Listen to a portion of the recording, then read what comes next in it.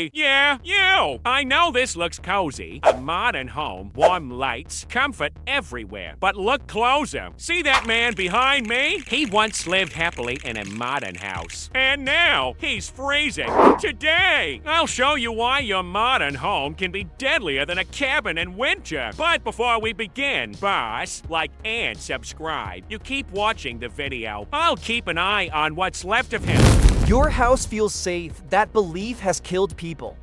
Every winter, families freeze to death inside fully built homes while a few miles away, someone survives the same storm in a drafty cabin or a tent. That doesn't make sense until you understand the lie modern homes tell you. Because in winter survival, comfort can be more dangerous than cold. Here's the uncomfortable truth. Most modern houses don't fail because they're weak. They fail because they quietly bleed heat in ways you never notice. And by the time you feel cold, you're already losing the fight. Think about this for a second. If your power goes out tonight, right now, how long would your home actually keep you alive? An hour or two. Here's the part no one talks about. The more advanced your home is, the faster it turns hostile when systems fail. Forced air heating, open floor plans, high ceilings, hidden ventilation. Every one of those features becomes a heat escape route the moment the power dies. And heat doesn't drift away slowly, it runs. This is where winter survival stops being about blankets and starts being about physics. Heat always moves from warm to cold, always. It doesn't care if you're asleep, it doesn't care if you're prepared. It only cares about pathways, and modern homes are full of them. Walls that look solid but hide insulation gaps. Electrical outlets that act like tiny wind tunnels. Windows designed for light, not survival. And doors that leak warmth faster than you can replace it. You don't notice it when the furnace is running. But turn that system off, and your home becomes a heat sieve. Now here's the twist. Cabins don't work like that. Old cabins were built for survival, not convenience. Low ceilings, small rooms, heavy doors, minimal airflow. Everything about them traps warmth close to the body. That's why people survived brutal winters with almost nothing. They weren't generating more heat, they were losing less of it. And that difference matters more than anything else. Let me show you how deadly misunderstanding this can be. During a major winter blackout, emergency responders noticed a pattern. People weren't freezing in garages or sheds. They were freezing in living rooms, big ones, open ones. Rooms designed to feel spacious, those spaces became heat vacuums. Warm air rose, cold air flooded in, bodies couldn't keep up. But in the same storm, survivors did something strange. They moved smaller. They slept in closets, bathrooms, tents inside bedrooms. They didn't fight the cold, they shrank their world.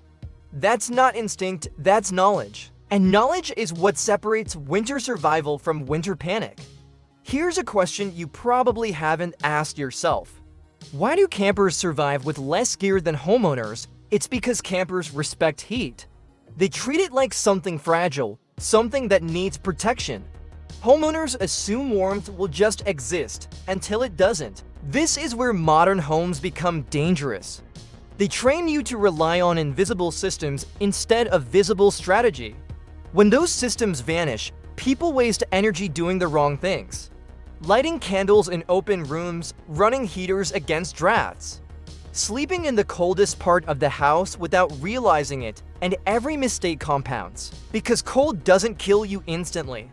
It exhausts you first, it clouds judgment, it slows movement. And once your decisions degrade, survival collapses fast. That's why winter survival experts focus on one rule above all else. Control the space, not the temperature. You don't need to heat your house. You need to choose where heat is allowed to live. That idea alone has saved lives. In the next part, I'm going to show you exactly how modern homes betray you room by room, and how a few counterintuitive choices can turn even a failing house into a survivable shelter.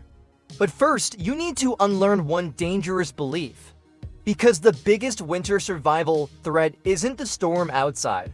It's the false sense of safety inside, and once you see it, You can't unsee it. The most dangerous room in your house during a winter emergency is the one you want to be in the most: the living room, couches, blankets, space to move. It feels logical, it feels comforting, and it's exactly why it kills heat faster than almost anywhere else. Large rooms are heat traps in reverse. Warm air rises, spreads, and disappears into ceilings, vents, and unseen gaps. Your body works harder and harder to keep up, burning energy you can't afford to lose. You feel tired, you feel heavy, and you mistake that exhaustion for safety. This is where winter survival flips everything you think you know. Survivors don't choose comfort, they choose containment. Bathrooms, closets, hallways, even pantries, spaces so small they feel wrong. But small spaces mean less air to heat, fewer leaks, and more control. That's why the cabin beat the house. That's why the tent beat the room. And here's the part that makes modern homes especially deadly: ventilation. Your house is designed to breathe fresh air in, stale air out. Great for daily life, deadly in a blackout. Those vents don't shut just because the power is gone. They become cold funnels, pulling warmth out of your space minute by minute. Survival-minded people block them, not permanently, not dangerously, strategically. Cardboard, towels, tape, even clothing. Temporary barriers that slow airflow. Remember, winter survival isn't about perfection. It's about buying time. Time keeps you alive. Now let's talk about the mistake almost everyone makes next. They try to heat the air. Candles, space heaters, open flames, and yes, heat sources matter. But without sealing the space first, you're pouring warmth into a leaking bucket. Worse, you introduce new risks: carbon monoxide, fire, oxygen depletion. People don't just freeze in winter emergencies, they suffocate. They poison themselves without realizing it. Old world homesteaders understood this. They built layers before flames, walls before fires, traps before tools. That's why cardboard matters more than gadgets. Cardboard is insulation. Air pockets, easy to shape, easy to stack. Place it against doors, windows, exterior walls, under mattresses, under rugs. Even behind furniture, every layer slows heat loss. Every slow draft reduces strain on your body. And your body is the most important heater you have. Which brings us to the most counterintuitive winter survival rule of all. You don't sleep alone, not romantically, thermally. Survivors cluster. They share heat. They reduce exposed surface area.